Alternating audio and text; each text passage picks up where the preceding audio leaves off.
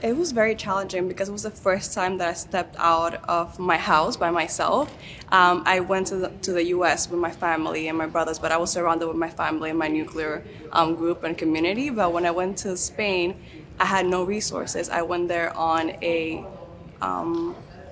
beca, which is basically like their school gives you the money to go, and so I was very fortunate. It was challenging because I was the only one there that was in that situation, so I felt like I had to prove myself more, get the better grades during the time.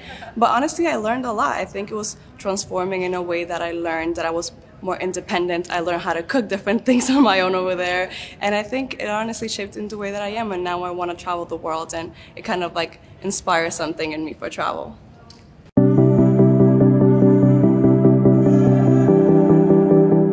Because it's my everyday life. It's something that I live every single day. When I first came to the US with my family, I left all my family in Dominican Republic, and I went back a year and a half later for summer vacation.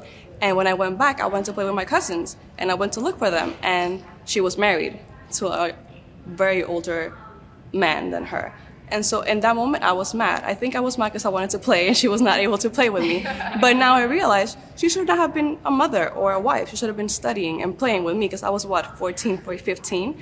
And so I think having that experience shaped me and said, this is what we all live and this cannot happen. So I want to make sure that I can do something every single day to help that not happen.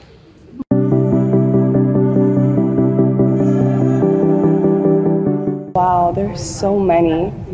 I would say Mama Tingo. And Mama Tingo was a woman who fought for the rights of people who worked in the caña field. I don't really know, sugar cane. Thank you, sugar cane fields in Dominican Republic. You know, she was a woman that came from poverty. She was a black woman. She was like, we had to empower each other and we had to protect our people in our small towns. And I think that power sets forward a lot of women. And you know, I think a lot of times in the Dominican Republic, we don't give enough acknowledgement to women who have done things for us and for like our society. And I think she's one of the first women who did it. And I think I would love to emulate her energy and her strength to put forward like my story, but also others in the Dominican Republic for sure.